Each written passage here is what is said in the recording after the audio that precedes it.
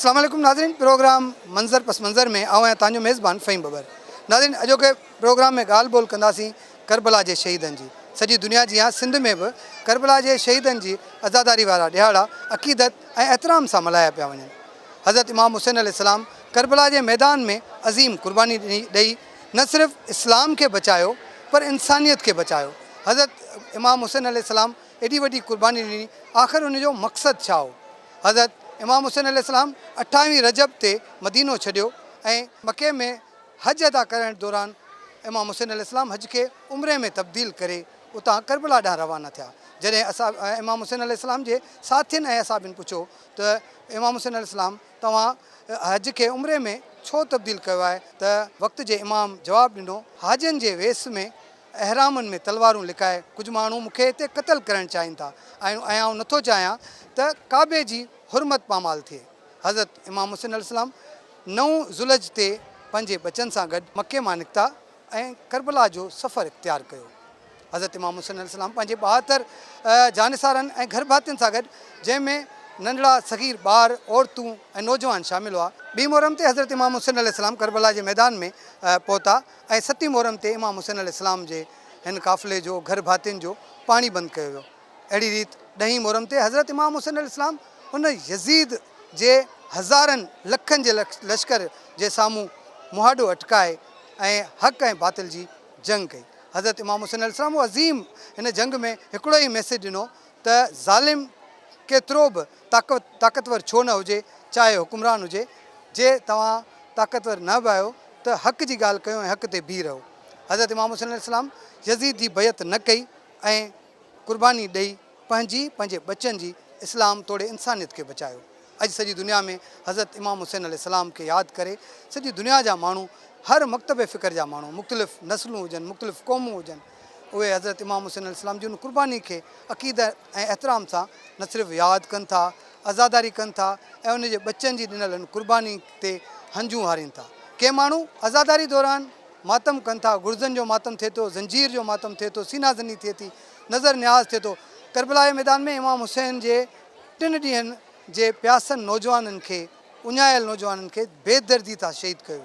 अॼु उन्हनि जे नाले ते सॼी काइनात में, सॼी दुनिया में नज़र न्याज़ थिए थो। हर हंधि आज़ादार तोड़े हर मकतब फ़िक्र जो माण्हू जेको आहे इमाम हुसैन अलैहिस्सलाम खे भेटा पेश करण जे लाइ नज़र न्याज़ करे थो। हिन वक़्तु आउं मौजूदु आहियां कदमगाह मौला अली अलैहिस्सलाम ते। हीअ नजफ़ सिंध सॼो वेंदो आहे। कदमगाह मौला अली अलैहिस्सलाम खे जेको मर्कज़ सम्झो वेंदो आहे सिंध जी आज़ादारी जो, हैदराबाद जी आज़ादारी जो, वॾे अंग में हिन वक़्तु बि आज़ादार मोमिन मौजूदु आहिनि। तव्हांखे ॾेखारियां त वॾे तादाद में हिते माण्हुनि जो हुजूम आहे। आज़ादार परे परे खां आयल आहिनि, जेके मौला अली अलैहिस्सलाम जा क़दम मुबारक उन्हनि जी ज़ियारत बि कनि पिया, गॾोगॾु हिते आज़ादारी बि कनि था ऐं थोरी देरि खां पोइ हिते मजलिस अज़ा बर्पा कई वेंदी।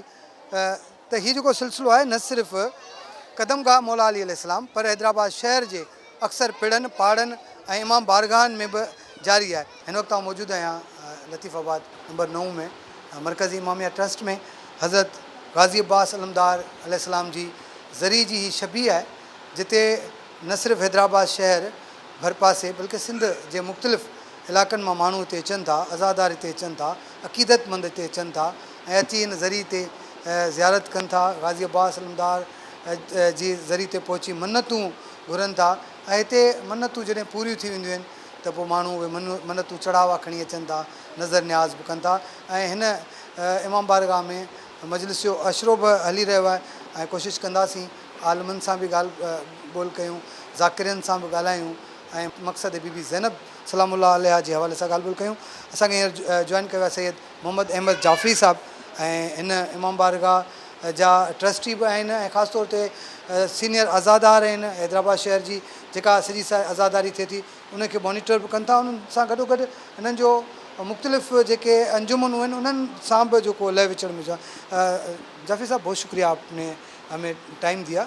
ये बताइएगा कि किस तरह से देखते हैं, हम बात करें हैदराबाद शहर की तो ज़ुलज की ईद से लेकर 8 रबीउल अव्वल तक ये 3 महीने मुसलसल आज़ादारी का सिलसिला जारी रहता है। लोग आज़ादारियाँ करते हैं, अलम पाक बुलंद करते हैं, मजालिस होती हैं, सबीलें होती हैं, जुलूस जो होते हैं वो रवायती जुलूस भी होते हैं और जो तरीक़त के हिसाब से जुलूस होते हैं। तो एक सिलसिला है जो 3 महीने मुसलसल जारी, किस तरह से देखते हैं और ये हज़रत इमाम हुसैन अलैहिस्सलाम के इस अज़ादारी का कितना असर है? बिस्मिल्लाहिर्रहमानिर्रहीम। देखिए, इस वक्त हम इमामिया मरकज़ी ट्रस्ट पे ज़रिए गाज़ियाबाद पर खड़े हैं। इमाम आली मकाम की क़ुरबानी जो है सिर्फ़ किसी एक शख्स के लिए नहीं थी, बल्कि इस्लाम के लिए थी और इस्लाम की सरबलंदी के लिए, क्योंकि उस वक्त पूरी दुनिया में इस्लाम का मस्ख़ किया जा रहा था। तो इमाम आली मकाम ने करबला का रास्ता इख्तियार किया। सिंध में या हैदराबाद में आज़ादी का हवाला ये है कि सिर्फ़ यकम मुहर्रम से 10 मुहर्रम तक आज़ादी नहीं होती। इंतज़ामिया ये समझती है कि सिर्फ़ यकम मुहर्रम से 10 मुहर्रम है, ऐसा नहीं है, बल्कि जैसी चाँद नमूदार होने से 2 दिन 3 दिन पहले तमाम हैदराबाद में तकरीबन, मेरे जहाँ तक मेरी मालूमात है, तकरीबन 1750 पेड़ हैं और अलम हैं, और वो मुख्तलिफ़ तारीख़ों में उतरते हैं और दोबारा बुलंद किए जाते हैं। यही नहीं, बल्कि मुख्तलिफ़ मकामात पर सिंध में अज़ादारी जो है वो मुख्तलिफ़ अंदाज़ की है, इसलिए कि यहाँ पर नपीरी पर जो है वो लोग नोहे पढ़ते हैं। आम लोग समझते हैं कि शायद कोई गाना है, जबकि नहीं है। उसमें जो सोज़ है, अगर सुकून से आप सुनेंगे तो वो दर्द और सोज़ होता है कि आंखों से आंसू जारी हो जाते हैं। और जगह जगह आपने अगर नगारे बजे होते हैं, वो इस बात की दलील होती है कि अब वो ये इमाम अली मकाम के एक गम का समा पेश करता है। तो इसलिए हैदराबाद के अंदर मुख्तलिफ़ मकाम पर स्टेज निकलते हैं, जुलझना के जुलूस निकलते हैं, और लोग यहाँ इमामिया मरकज़ी ट्रस्ट की पोजीशन ये है कि ये हमें यहाँ पर बिला तफरीक और रंग व नस्ल, यहाँ पे अहले सुन्नत के भी लोग आते हैं, अहले तशी के भी लोग आते हैं, और यहाँ पर अक़ीदत के लिहाज से ज़रिए पे गाज़ियाबाद के पे आके अपनी मन्नतें दुआएँ मांगते हैं और वो पूरी होती हैं। तो हमने कोशिश ये की है कि यहाँ पर ज़ायरीन को, अक़ीदतमंदों को बग़ैर किसी तफरीक, रंग व नस्ल बेहतर से बेहतर सहूलतें फ़राहम की जाएँ। हैदराबाद में जिस तरह आज़ादारी है, आज़ादारी की पोजीशन ये है कि तकरीबन 95% लोग मजालिस और जुलूस के हवाले से चैलुम तक, अहले सुन्नत भाई ये नहीं, पैलुम तक भी मजालिस तो नहीं करते, लेकिन जुलूस निकालते हैं, या हुसैन की सदा बुलंद करते हैं। हैदराबाद में बि आज़ादारी जो सिलसिलो जारी है ऐं ख़ासि तौर ते रात जो सॼी रात मातमी जुलूस जेके निकिरनि था उहे पंहिंजे रूट ते रवां दवा हुजनि था, मुख़्तलिफ़ पिड़नि में वञनि था। हिकिड़ी रवायती अंदाज़ में आज़ादारी थिए थी। जेके मातमी जुलूस निकिरनि था, मातमी पिड़, उहे हिकिड़े पिड़ खां ॿिए पिड़ ताईं जॾहिं उते पहुचंदा त उन्हनि ते उन्हनि जो इस्तक़बाल नगारा वॼाए कयो वञे थो, ऐं उनखां पोइ नज़र न्याज़ जो बंदोबस्तु कयो वञे थो। जॾहिं त तॾो जेको इमाम हुसैन अलैहिस्सलाम जो विछायो वञे थो, उहो चेलम ताईं हीउ सिलसिलो जारी हुजे थो। असांखे नाले वारे अदीब, राइटर, दानिश्वर सतार दर्स जॉइन कयो, उनखां पुछूं था त हीअ जेका आज़ादारी जो जेको सिलसिलो आहे जेको ईद खां पोइ फ़ौरन शुरू थी वञे थो ऐं 8 रबीउल अव्वल ताईं हले थो, त उन में कहिड़े कहिड़े क़िस्म जा जेके आज़ादारी में ज़ुलझना बरामद थियनि था, अलम पाक निकिरनि था। हैदराबाद जो क़दीम सिलसिलो आहे त हिते शहर जे लॻभॻि हर पाड़े मां अयाम अज़ा में पहिरीं मुहर्रम खां वठी 5 रबीउल अव्वल ताईं तक़रीबन इहो सिलसिलो हले थो, जंहिंमें मातमी पिड़ शाम जो मग़रिब खां पोइ जीअं निकिरनि था, तीअं सुबुह ताईं शहर जी घिटी घिटीअ में गश्त कनि था। इन्हनि में पहिरीं मुहर्रम खां पोइ आहिस्ते आहिस्ते वाधारो अचे थो, 5 खां पोइ बाक़ाइदगीअ सां उन में हद खां वधीक वाधारो अची थो, उरूज ते आज़ादारी पहुची वञे थी। शुरू वारनि ॾींहंनि में अलम पाक ऐं ज़ुलझना बरामद थियनि था, पर उन खां पोइ इन में झूले जो, ताबूतनि जो, सेज मुहर्रम खां पोइ 5 खां पोइ आहिस्ते आहिस्ते इहे सभु शयूं शुरू थियनि थियूं। ऐं 9 ॾहीं मख़सूस हूंदो आहे पाण वटि सेजूं, ताबूत ऐं ज़ुलझना। ऐं लॻभॻि 9 ऐं 10 ते त हैदराबाद में जेको आहे उहो 150 खां 200 ताईं तादादु पहुचे पियो हाणे मातमी पिड़नि जो, जेके शहर जे हर इलाइक़े मां निकिरनि था ऐं सुबुह ताईं ॿाहिरि थियनि था। पर इहो सिलसिलो ॿियनि शहरनि वांगुरु 10 ताईं मख़सूस न आहे। असां वटि पहिरीं मुहर्रम खां वठी 5 रबीउल अव्वल ताईं लाॻीतो इहो सिलसिलो आहे। दादा जीअं अॼु जंहिं राति जी पाण ॻाल्हि कयूं था त जेको आज़ादारी आहे या वरी जेको आज़ादारी जो रवायती अंदाज़ आहे, ख़ासि तौर ते सेजूं बरामद थियनि थियूं, दुलदुलूं निकिरनि थियूं, ऐं वरी झूला जेको तव्हां ॿुधायो, जेको सेजनि जो कॉन्सेप्ट आहे उहो छा आहे ऐं केतिरियूं सेजूं हिन वक़्तु बरामद थियनि थियूं? सेजूं मनसूबनि शहज़ादा क़ासिम इब्न अल हसन सां, के माण्हू वरी उनखे मनसूब कंदा शहज़ादा अली अकबर सां बि, पर सेज जो जेको कॉन्सेप्ट आहे, जेके पाण वटि मरसिया ख़्वानी में सिलसिलो बयानु कयल आहे, उहो आहे शहज़ादा क़ासिम सां। त शहज़ादा क़ासिम जे हवाले सां शहर में को हिकिड़ो पिड़ बि अहिड़ो न आहे जितां सेज बरामद न थींदी हुजे। हिकिड़ा त मातमी पिड़ आहिनि जिन में बरामद थियनि थियूं, पर अॼोकी राति 8 ऐं 9 जी विच वारी जेका राति आहे इहा हैदराबाद में आउं सम्झां थो घटि में घटि बि 500 खां मथे सिजूं निकिरंदियूं। को बि पिण अहिड़ो न आहे जितां सिज बरामद न थींदी हुजे। पोइ भले उनजो रूट मखसूस हुजे, हिकु हंधा निकिरी रुगो घिटीअ मां मोड़ी वरी वापसि अचनि मातमदारी कनि, पर इहो घर में सिंगारे रखंदा इमाम बारगाह में तक़रीबन जेके सिंगारे रखंदा उहे बि कढनि ज़रूरु था। ॾहीं ताईं इहे सिजूं सिंगारियल ई रहनि थियूं। जेके अॼु राति जो निकिरंदियूं उहे बि नहर कोन थींदियूं आहिनि, उहे जंहिं महिल पिणनि ते वापसि पहुचनि थियूं त उहे सिंगारियल ई रहनि थियूं। उहे शाम ग़रीब खां पोइ नहर अॼोकी राति न, पर मासूमीन जो दर उहो दर आहे जेको हाजतुनि जो दर आहे। इन्हनि दरनि ते जेको माण्हू रुजू करे थो जंहिं मक़सद लाइ जंहिं हाजत लाइ, उन्हनि जूं हाजतूं पूरियूं थियनि थियूं। ऐं जेॾो ख़ुलूस ऐं अक़ीदत उन में शामिलु हूंदी आहे उनजो ओतिरो ई नतीजो बरामद थींदो आहे। त हिननि ॾींहंनि में माण्हू अज़ादारी में हूंदा आहिनि, गिरियाज़ारी में हूंदा आहिनि, त उन में तबियत में क़ल्ब में हिकिड़ो ख़ुलूस पैदा थिए थो। उन ख़ुलूसी कैफ़ियत में उहे जेके मन्नतूं जेके बासूं बासीनि था उहे बासूं मौला पूरियूं करे थो ॿिए साल ताईं उन्हनि जो। ऐं पोइ हू उन खां वधीक जेको आहे वधी अचनि था।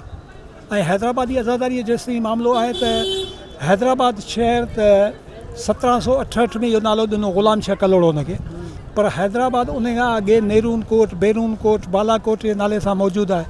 ऐं रिवायतुनि में इहो बि आहे त हुज़ूर जिन 8 हिजरी में जेको वफ़्तु मोकिलियो हो साहिबनि जो हिते इस्लाम जी तबलीग जे लाइ, उहो उन बि अची पंहिंजो हेडक्वार्टर क़ाइमु कयो नेरून कोट में।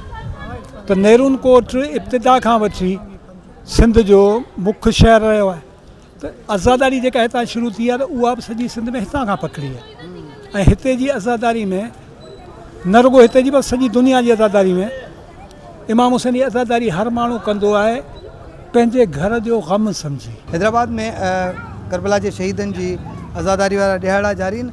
हर पिण ऐं इमाम बारगाह ते करबला जे शहीदनि जो तॾो विछायो वेंदो आहे। तमामु घणी पुराणी रवायत आहे ऐं उहा रवायत मुख़्तलिफ़ जेके क़दीम पिण आहिनि उन्हनि ते बरक़रार आहे। अॼु बि जेको मोमिन आज़ादार तॾो विछाए 40 ताईं पिणनि में वेहनि था, आज़ादारी कनि था, नज़र न्याज़ कनि था। जेके मातमी जुलूस अचनि था उन्हनि जा झला थियनि था, उन्हनि खे नज़र न्याज़ करायो वञे थो। ऐं हिन वक़्तु मौजूदु आहियां हैदराबाद जे क़दीम पिण झंडीवाड़नि जे पिण में।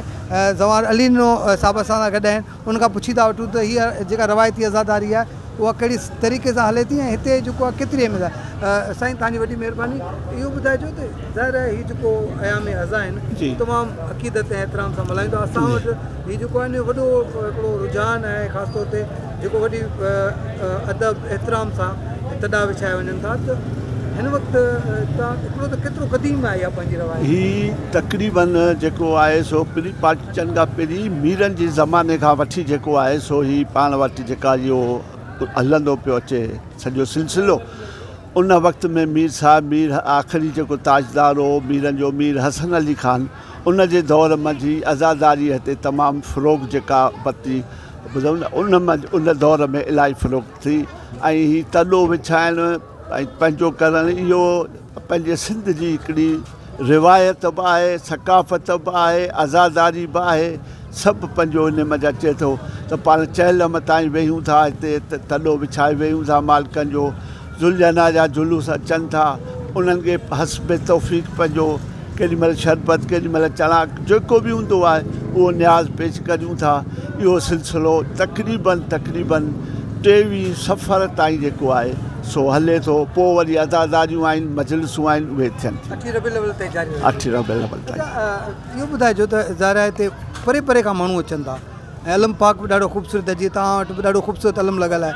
त परे परे खां माण्हू अचनि था ऐं मन्नतूं मुरादूं खणनि था, उन्हनि जूं मन्नतूं पूरी थियनि थियूं। हींअर बि हिकिड़ी 5 मिंट खां पहिरीं अचो आहे त शायदि तव्हांखे ॾेखारिया मूं वटि माण्हू वेठो हो, उहो अॻे साल मूं वटि आयो त मुंहिंजी धीउ खे औलाद कोन पियो थिए, दुआ करियो, मुंहिंजी मन्नत खणी वियो। अॼु उन खे छोकिरो ॼाओ जेको अॼु खणी आयो हिते अची अलम ते जेको आहे मालिकनि जी आहे, घुरनि जी आहे। ते भिट धनी जो हिकिड़ो शहर जेको न आहे सो बैत पढ़ंदसि त तूं हीअं तबीबनि वटि तो कीअं दर्द पिरायो, सुती जा सूरनि जी हुई उन्हनि वटि, तो में थी घटि न त उसाल कहुआ सूर जा। पंहिंजे घुरण जी कमी आहे, मालिकनि जे ॾियण जी कमी न आहे। पाण खे शायदि उहो तरीक़ो कोन थो अचे घुरण जो, जिन खे अचे थो मालिक उनखे ॾिए पियो। बिल्कुलु जीअं साईं ज़मार अली ने साहब ॿुधायो त हीअ जेके दर आहिनि हितां माण्हुनि जूं मन्नतूं मुरादूं पूरियूं थियनि थियूं। इहा ई वजह आहे जो माण्हू परे परे खां अचनि था इन्हनि अलम पाकनि ते, झूलनि ते ऐं पिड़नि में उते अची जेको आहे आज़ादारी बि कनि था ऐं मन्नतूं बि घुरनि था।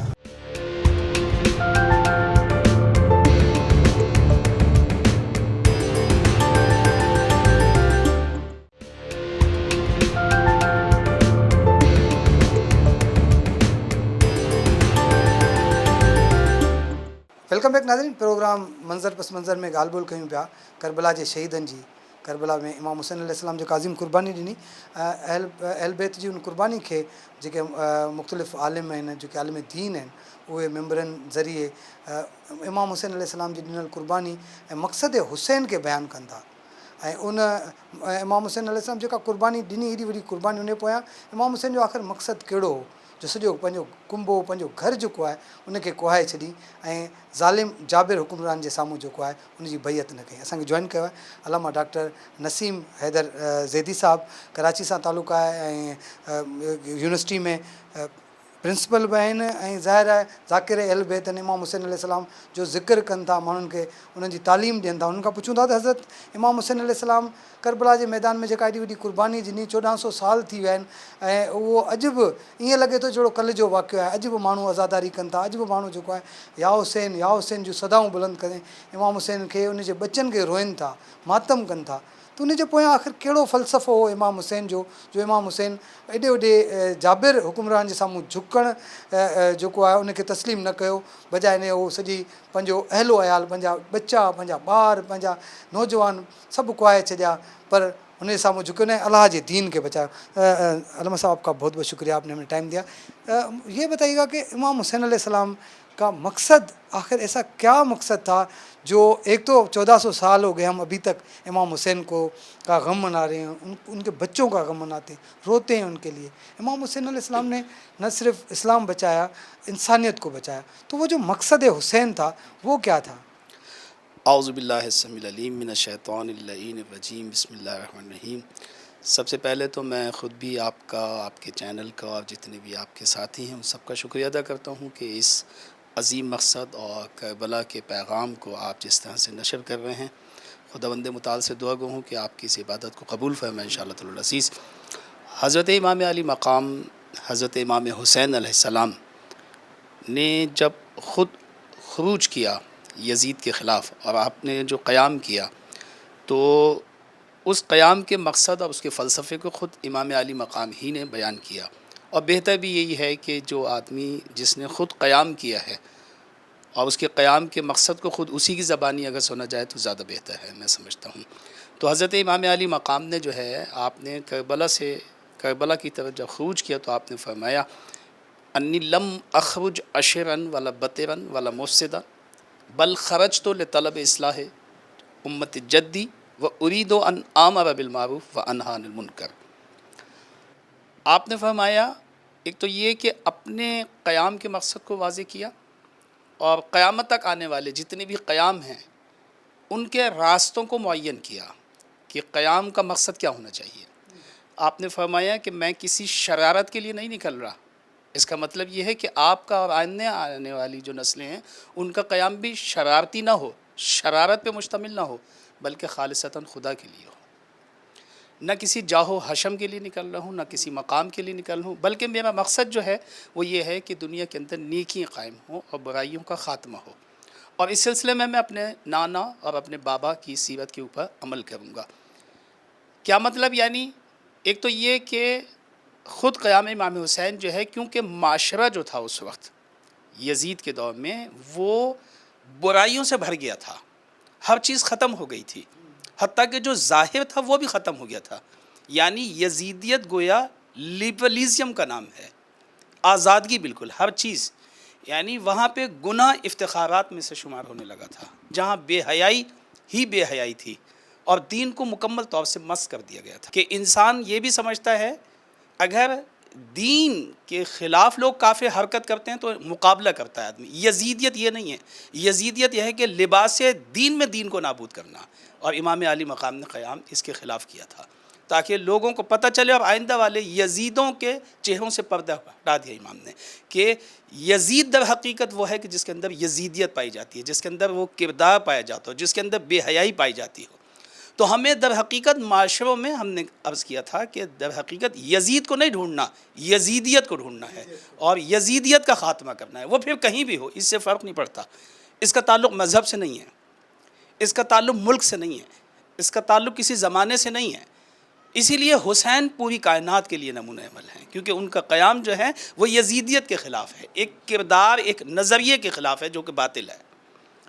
یہ امام علی مقام کا وہ مقصد تھا. اور عزاداری کا تسلسل جو ہے جو جناب زینب نے پیش کیا، آج جو عزاداری کے اندر اتنا اثر دیکھتے ہیں کہ پوری دنیا میں وہی قیام تو ہوتے ہوئے بہت سارے، اور آپ نے دیکھا لوگ کھڑے بھی ہوئے. ایسی بات نہیں ہے کہ حضرت علی اصغر کوئی پہلے چھوٹے بچے تھے، ایسی بات نہیں ہے کہ کوئی حضرت علی کوئی پہلے نوجوان تھے، نہیں، اس سے زیادہ بھی ہوتا رہا.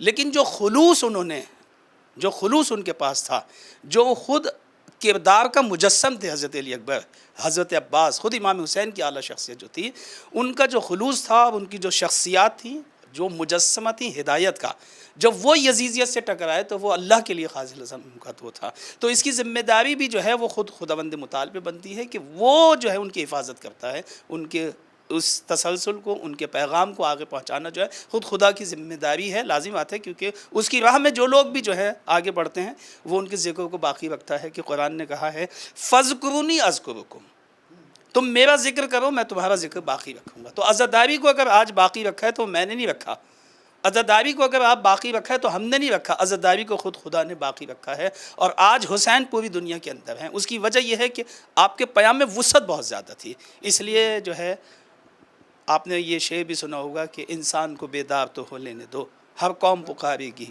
ہمارے ہیں حسین. اسی وجہ سے پوری دنیا کے اندر، ہر مذہب کے اندر، ہر جہاں پہ بھی انسان ظلم کے خلاف قیام کرنا چاہتا ہے، امام حسین اس کے لیے جو ہے نمونہ عمل ہمیں جو ہے وہ دکھائی دیتے ہیں. اور ہماری عزاداریوں کا بھی پیغام یہی ہے کہ ہمیں اپنی عزاداریاں اسی طرح سے منانی چاہیے کہ ہم پہلے خود اپنے اندر حسینیت پیدا کریں تاکہ ہم یزیدیت کو ختم کر سکیں.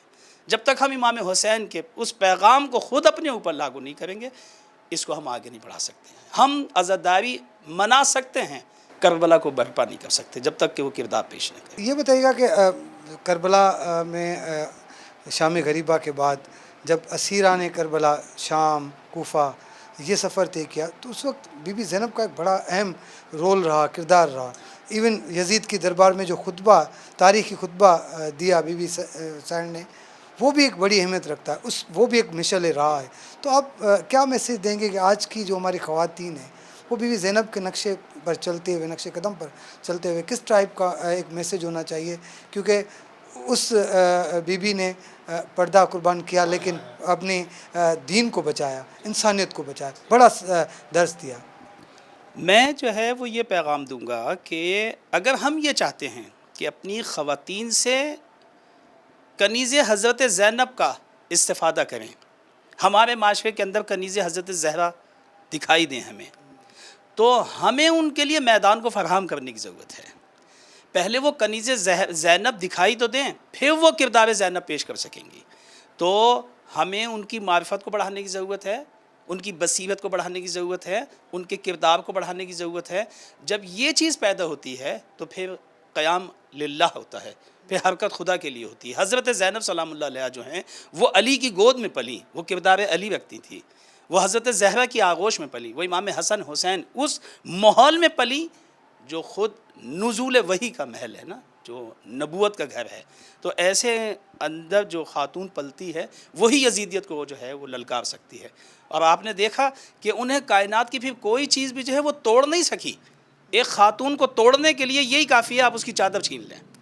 لیکن جس کے بھائی بھی مار دیے گئے، جس کے بیٹے مار دیے گئے، جو صبح سے شام تک لاشیں اٹھاتی دیکھتی رہی، جس کے پردے کو چھین لیا گیا، جو پتھر کھاتی رہی، جو تازیانے کھاتی رہی، جو مکمل طور سے ٹوٹ چکی تھی. سارے لوگ یہی سمجھ رہے تھے، انہوں نے نقشے کو بدل دیا. اگر آپ کا قیام خدا کے لیے ہے تو کائنات کی کوئی چیز آپ کو نہیں توڑ سکتی. اب آپ نے دیکھ لیا جہاں یزید کے دربار میں ہم یہ دیکھتے ہیں کہ جب بڑے بڑے سورمار اس دور کے اور پہلوان جو تھے وہ یزید کے سامنے بول نہیں سکے, حضرت زینب نے اس کو وہاں پہ روک دیا جب اس نے گستاخی کی امام حسین کی شان میں. آپ نے کہا مہلن مہلن یا یزید ہو, اے یزید سنبھل کے بات کیا بات کرتا ہے. اور یہ وہی خاتون کام کر سکتی ہے کہ جس کا قیام اللہ کے لیے ہو. تو اگر ہمارا قیام جو ہے, ہماری خواتین جو ہے, ہم ان کی تربیت اس طرح سے کریں, بہترین انداز میں کریں, تو پھر بعید نہیں ہے, میں نہیں سمجھتا کہ ہماری خواتین وہ کردار پیش نہ کریں. کربلا اصل میں اور حضرت زینب کی صفت جو ہے وہ ہمیں یزید سے ٹکانا سکھائے. नाज़रीन प्रोग्राम मंज़र पस मंज़र में ॻाल्हि ॿोल कई सी पई त जेको अयाम अज़ा आहिनि, अयाम अज़ा में जेके मोमिन आहिनि, अज़ादार आहिनि, उन्हनि पारां अज़ादारी जो सिलसिलो जारी आहे. हिन वक़्तु हज़रत इमाम हुसैन अलैहिस्सलाम ऐं करबला जे शहीदनि खे भेटा पेश कई पई वञे. मुख़्तलिफ़ तरीक़नि सां हैदराबाद में ॻाल्हि कयूं त 9 मुहर्रम जे हवाले सां त जेको 9 मुहर्रम शहज़ादे घोट कासिम ऐं शहज़ादे अली अकबर अलैहिस्सलाम सां जेका मनसूब आहे, ऐं शहज़ादे अली अकबर जूं ऐं शहज़ादे कासिम घोट जूं जेके आहिनि सेजूं बरामद कयूं वेंदियूं आहिनि. हैदराबाद शहर में जेके ख़ासि तौर ते क़दीमी पिड़ आहिनि, उन्हनि पिड़नि तां सवें मातमी जुलूस निकिरनि था सेजनि जा, ऐं उहे सेजनि जा जुलूस जेको आहे पंहिंजे रवायती रूट ते हिन वक़्तु बि रवां दवा आहिनि. ऐं जेको सुबुह जो असर वेल वञी पंहिंजनि पिड़नि ते इख़्तिताम पज़ीर थियनि था, जंहिंमें साईं नथुशाह जो पिड़ आहे ऐं ख़ैरशाह जे पिड़ मां दुलदुलनि वारा रवायती क़दीमी पिड़ निकिरनि था. शीदियुनि जे पिड़ तां दुलदुल बरामद थिए थी. उनखां अलावा जेको आहे झंडीवाड़नि जो पिड़, निहाल शाह जो पिड़, ख़ैरशाह जो पिड़, विलायत अली शाह जो पिड़, ॾिनल शाह जो पिड़, कासाइन जो पिड़, ऐं उनखां अलावा जेके बि तक़रीबन पिड़ आहिनि सभिनी मुख़्तलिफ़ पिड़नि तां सेजनि जा मातमी जुलूस बरामद थियनि था. ऐं उन जुलूसनि जे हवाले सां सिक्योरिटी जा इंतज़ाम सख़्तु कया वेंदा आहिनि. ख़ासि तौर ते ॻाल्हि कयूं आशूरे जे ॾियारे जे हवाले सां बि जेको मरकज़ी मातमी जुलूस आहे उहो अंजुमन हैदरी पारां क़दम खां मौला अली अलैहिस्सलाम तां बरामद थींदो आहे, जेको स्टेशन रोड खां थींदो इमाम बारगाह करबला दादन शाह ते इख़्तिताम पज़ीर थिए थो. ऐं उन जुलूस जी सिक्योरिटी जा जेके आहिनि तमामु अहम इंतज़ाम कया वञनि था. CCTV कैमराऊं हयूं वञूं थियूं.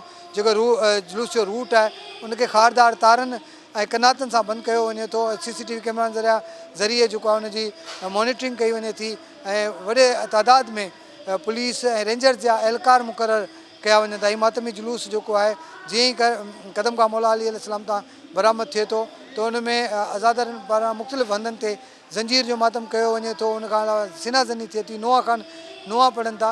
त हीउ जेको आज़ादारी जो अणखुट सिलसिलो आहे इहो आशूरे जी राति जो देरि ताईं जारी रहियो थो. जेॾी महिल शाम ग़रीबा बर्पा कई वञे थी, मुख़्तलिफ़ हंधनि ते शाम ग़रीबा जूं मजलिसूं थियनि थियूं, जंहिंखे ज़ाकिर ऐं जेके उलमा कराम आहिनि उहे ख़िताब कनि था.